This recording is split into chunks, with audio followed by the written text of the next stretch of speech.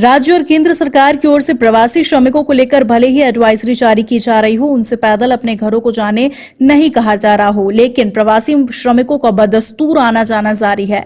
सरकार के इंतजाम में इनकी संख्या के सामने कम पड़ते दिख रहे। कोई पैदल तो कोई साइकिल का सहारा लिया, कोई ऑटो और कोई टेम्पो के सहारे घर की ओर निकल पड़ा, तो कोई पैदल ही जा रहा। तस्वीरों में दिखाई दे रहा ये जत्था मुंबई से आ रहा। इनमें से ज्यादातर लोग टाइल्स का काम करते हैं, लेकिन लॉकडाउन से काम बंद है और इनके सामने रोजी के साथ रोटी का संकट खड़ा है। जब तक जमा पूंजी थी मुंबई में रहे, लेकिन जब पैसे खत्म होने लगे तो गांव के लिए ट्रक से निकल पड़े। जैसे जैसे बस्ती तक पहुंचे, लेकिन बस्ती से गांव के लिए सवारी नहीं मिली तो पैदल ही निकल पड़े। ऐसे ही प्रवासी मजदूरों की आप बीती जानने के लिए हमारे संवाददाता दिलीप कुमार ने जमीनी हकीकत जानने की कोशिश की और मजदूरों की दर्द भरी दास्तान को दर्शकों तक पहुंचाने का प्रयास किया। देखिए हमारी ये खास रिपोर्ट।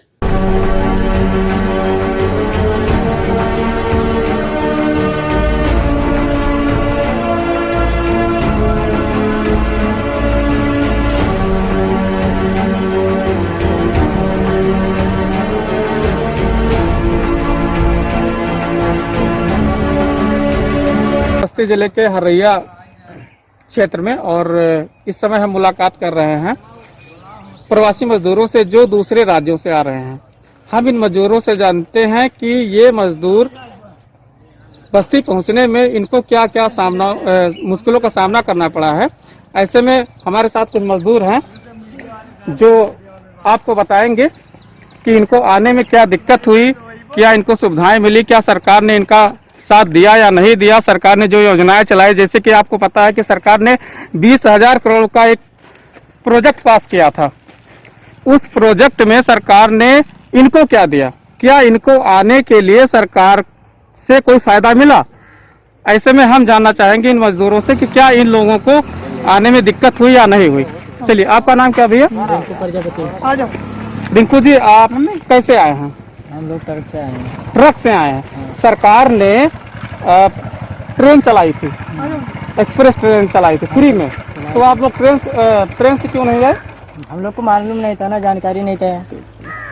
हम लोग को जानकारी नहीं था, इसके लिए हम लोग ट्रेन से आए। भरे थे। आपको जानकारी नहीं थी? नहीं थी। न्यूज नहीं देखते आप? देखते थे, लेकिन हम लोग जिधर रहते थे उधर कंफर्म नहीं था ना। लोगों से राय ले रहे हैं कि जो लोग प्रवासी मजदूर दूसरे राज्यों से आ रहे हैं, उनको आने के टाइम पर क्या क्या समस्याओं का सामना करना पड़ा। इस समय हमारे साथ शोभाराम जी हैं। शोभाराम जी से जानते हैं कि शोभाराम जी, आपको आने में किन समस्याओं का सामना करना पड़ा? सर, एक तो हमारे पास खाने पीने का कुछ सुविधा नहीं था जी, और दूसरी बात में वहाँ रहने वहने का भी जो पैसे नहीं है तो फिर रहने का भी व्यवस्था नहीं था जी। तो इसके लिए हम लोगों ने एक प्लान बनाए, पैसा वैसे मंगाए जी, और फिर आने का प्रोग्राम बनाया। नहीं, आप क्या करते हैं मुंबई में? टाइल्स का काम करते हैं। टाइल्स का। तो क्या आपके मालिक जो थे या जो आपके ठेकेदार थे, क्या उन लोगों ने आपका पूरा सपोर्ट किया? क्योंकि लॉकडाउन के दौरान इस समय आज 50 दिन पूरा हो गया। 50 दिन के दौरान ये मजदूर 50 दिन अपने घर में रहे होंगे, या जो क्वार्टर रह के रहते थे, क्या कहते हैं उसको, किराए पे रहते थे होंगे। उस दौरान इन लोगों को क्या ठेकेदार ने सहयोग दिया, साथ दिया या नहीं दिया, वो हम जानना चाहेंगे शोभाराम जी से। क्या आपके मालिक ने आपको सपोर्ट किया था या आपको पैसे दिए? सर, होली में वो लोग गाँव चले गए थे। इसके पहले कुछ तो था नहीं प्रोग्राम ऐसा, तो इसके लिए वो होली में गाँव चले गए थे, तो उनको आने से ये लोग लग गया, इसके लिए वो आ नहीं पाए। तो भी काम धंधे का तो मानदा होगा ना, इसके लिए वो नहीं, काम धंधा आपका बंद था। आप जैसे देखिए, आपका मालिक है, वो अगर प्रोग्रेस कर रहा है, वो डेवलप कर रहा है, तो वो आपकी देन है। अगर आप लोग बैठ जाएंगे तो जाहिर सी बात है कि ठेकेदार का काम होगा नहीं, तो उसको कंपनी पैसा देगी नहीं देगी। तो ऐसे कंडीशन में क्या जब आप लोग बैठे थे तो आपके ठेकेदार ने या आपके जो संस्था आपकी थी, जो आप लोगों का काम देती थी, क्या उस संस्था ने आप लोगों का हेल्प किया था? क्या ठेकेदार ने आप कुछ किया? नहीं दिया। तो फिर आप लोगों ने 50 दिन कैसे बिताए? वो तो हम लोग जैसे बिताए सर, वो तो हमको ही मालूम है। नहीं, फिर भी आप बताना चाहेंगे? क्या है कि थोड़ा बहुत घर से पैसा वैसा मंगाए तो। अच्छा, घर से आपको पैसा मंगाना पड़ा। आपके मालिक या आपके ठेकेदार ने आपका कोई सहयोग नहीं किया? नहीं किए। जी सर। इसलिए आप लोग भाग के अपने घर आपको आने पे मजबूर होना पड़ा।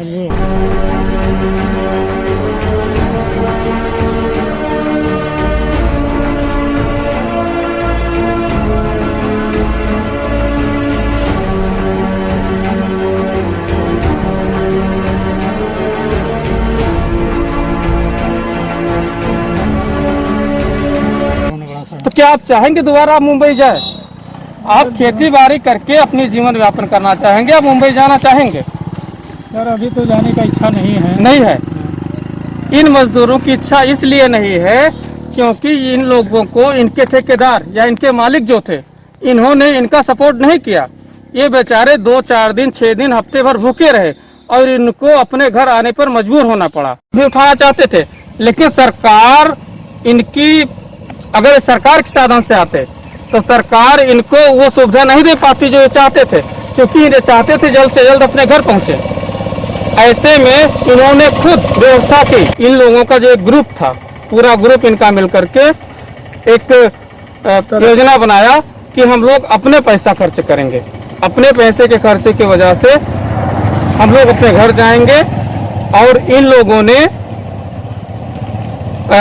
अपने सहयोग से, अपने लोगों के सहयोग से 3500 रुपया खर्चा किया कि हम महाराष्ट्र से, मुंबई से बस्ती पहुंचेंगे और मुंबई और बस्ती पहुंचने के बाद इन लोगों का जो स्थिति है वो खुद आपको बताएंगे। यादव जी आप बताइए। वहाँ पे किए, उसके बाद मतलब कोई संभावना नहीं मिलता था कितने दिन में ट्रेन छूटेगा। जब पूछते थे हाँ अभी रुको, आराम से छूटेगा, आराम से छूटेगा, इसके लिए हम लोग निकले वहाँ से। और ट्रक वाले ने भी मतलब जहाँ का बोला वहाँ नहीं छोड़ा, दूसरे अड्डे पे लाके छोड़ा। इसके लिए हमको पैदल ही जाना पड़ रहा है। समस्याएं बहुत हुई सर। हम लोग इसीलिए प्लानिंग किया कि हमारे शहर में छोड़ेगा, अभी दूसरे जगह छोड़ दिया, अभी पैदल चल के जाना पड़ रहा है। वो बोलता है हमारे को मतलब अभी मालूम नहीं, तुम जिधर से जाने का उधर से जाओ। ट्रक वाले ने ऐसा कह के हम लोग को इधर छोड़ दिया। ट्रक वाले ने आपको कहाँ छोड़ा? इधर छोड़ा, हरैया में। आपने बुकिंग कहाँ से करवाई थी? रायगढ़ से। कहाँ तक करवाई थी? गौरव चौकी तक का। गौरव चौकी? और उसने कहा था आपसे कि गौरव चौकी तक आपको छोड़ेंगे? हाँ, गौरव चौकी तक छोड़ेंगे। अब आप खुद देख सकते हैं कि ये बंदे जो मजदूरी करते हैं, महाराष्ट्र में रहते हैं, मुंबई में रहते हैं, ऐसे मजदूरों के लिए सरकार ने क्या व्यवस्था कर रखी है आप खुद इस चीज को जानते हैं। सरकार ने 20,000 करोड़ रुपए का ऐलान किया था। क्या 20,000 करोड़ इन लोगों को मिल रहा है? सीधी सी बात है, जाहिर सी बात है, ये फायदा केवल उस तबके से मिलेगा जो गरीब नहीं है, जिसको इस लॉकडाउन से कोई प्रॉब्लम नहीं है। टाइम्स 18 न्यूज के लिए दिलीप कुमार की रिपोर्ट।